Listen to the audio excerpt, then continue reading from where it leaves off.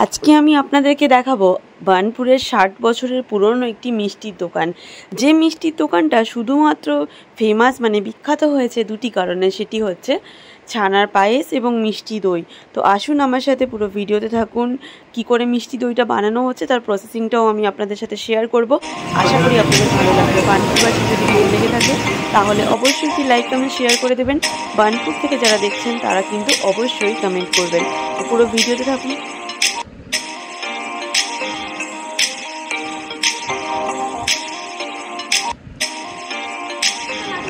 আমি শুনছিলাম কেমন আছেন আপনারা সবাই। আমাদের সেই সকলেরই প্রিয় আসানসোলের মধ্যেই পড়ছে বার্নপুর। আর বার্নপুরের একটি ফেমাস দোকানে আজকে আমি হাজির হচ্ছি, সেটা হচ্ছে জলযোগী মিষ্টির দোকান। কেন ফেমাস সেটা কি আপনারা জানেন? আর কত বছরের পুরনো তার কিন্তু ভিডিওতে আমি এক্সপ্লেন করবো। ফেমাস এই কারণে সেটা হচ্ছে দইয়ের জন্য।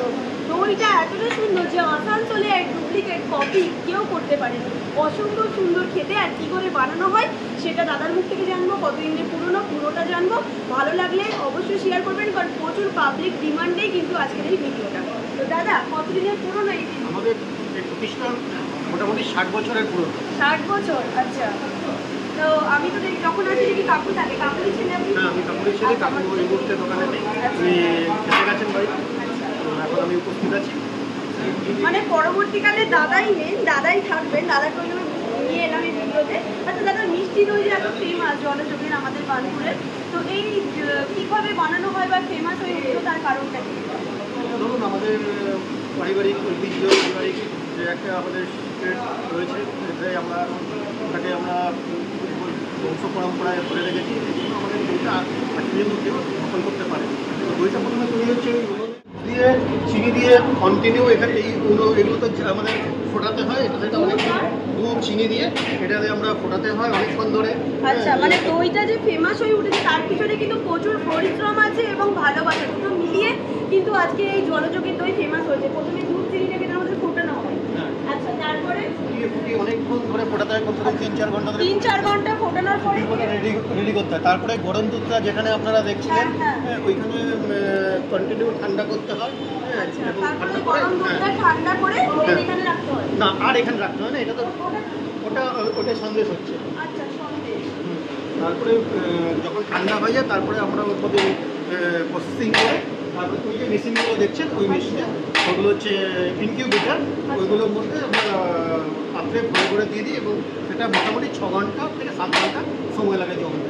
৭ ঘন্টা পরে তারপরে আমরা ফ্রিজে ঠান্ডা করি। দই কখনো ঠান্ডায় জমে না, দই গরমে জমছে, এরপরে আমরা ঠান্ডা করছি। আচ্ছা, মানে দই কিন্তু প্রথমে জমছে গরমে, তারপরে ঠান্ডায়। তো এই তো সবে গরম পড়লো, তাতে কিরকম রেসপন্স পাচ্ছে? নতুন করে তো কিছু বলার নেই। গরম রেসপন্স খুবই ভালো।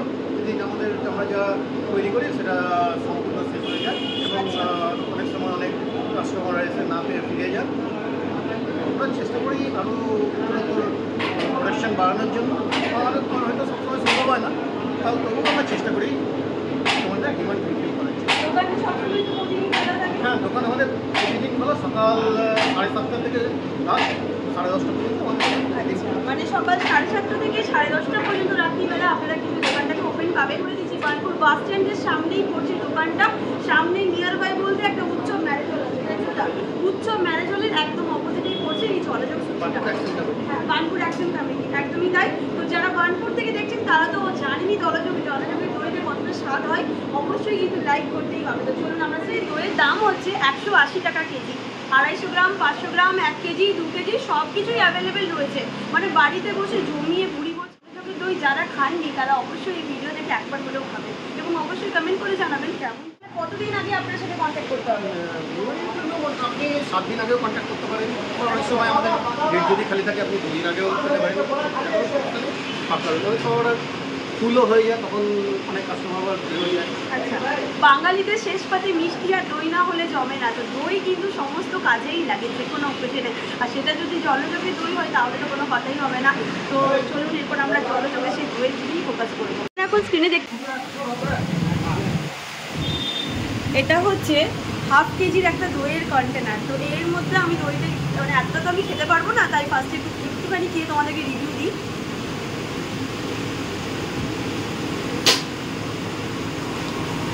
আমি কি বলি, আমি তো বার্নপুরের বাসিন্দা, আমি বার্নপুরেই থাকি, ছোটোবেলা থেকেই খাচ্ছি এই দইটা। Just awesome. এক কথাই বলবো, এর থেকে আমার কাছে আর কোনো ভাষা নেই। আমি সিরিয়াসলি স্পিচলেস। নতুন করে আমার কিছু এটা কিন্তু সম্পর্কে বলার নেই। দারুণ বলে, আপনারাও যারা খাননি অবশ্যই ট্রাই করবেন। এই দেখুন, আর পুরো ফ্রেশ পাবেন, কারণ প্রত্যেক দিন কিন্তু বানানো হয়, এমন নয়। কারণ যাদের যা ডিমান্ড থাকে এই জলযোগের দইয়ের, এই গরমকাল ভর্তি, তাদের কিন্তু প্রত্যেক দিনের জিনিস প্রত্যেক দিনই শেষ হয়ে যায়। পেজটাকে ফলো করে তোমরা কিন্তু সকলেই পাশে থেকো, তাহলে প্রত্যেক দিন আসানসোল বার্নপুরের আপডেট কিন্তু প্রত্যেক দিন তোমরা পেয়ে যাবে। অ্যাড্রেসটা তোমাদের সাথে শেয়ার করে দিচ্ছি। বার্নপুর বাস স্ট্যান্ডের সামনে রয়েছে অ্যাকশন কমিটি এবং উৎসব ম্যারেজ হল। উৎসব ম্যারেজ হলের অপোজিটে রয়েছে দোকানটি। যেমনটা দেখিয়েছিলাম যে জলযোগের দই, আর আজকে হচ্ছে জলযোগের ছানার পায়েস, যেটা আমি আগের দিন পাইনি খেতে, তো শেষ হয়ে গেছিলো। আর আজকে ওই জন্য একটু তাড়াতাড়ি দই এবং ছানার পায়েস সম্পর্কে কিছু নতুন করে বলার নেই, তুমি খেয়ে পরে বলি।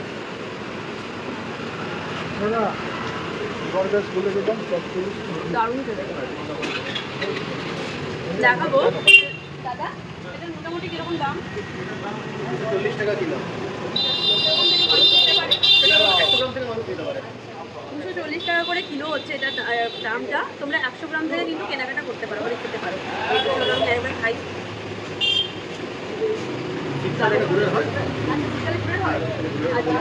শীতকালে কিন্তু এটা গুড়েরও পাওয়া যায়। তোমাদেরকে যারা তোমরা বার্নপুরে থাকো তারা নতুন করে কিছু বদল এসে খাবার রিভিউ করে নাম, অবশ্যই এসো আমাদের বার্নপুরের জলযোগে এবং এরকম সুন্দর খাবার টেস্ট করে আমাকেও জানিও। যারা নতুন আসছো তাদের জন্য বললাম, জানিও তোমাদের কেমন লাগে। টাটা, সকলেই সুস্থ থেকো, ভালো থেকো, দেখা হচ্ছে নেক্সট ভিডিওতে।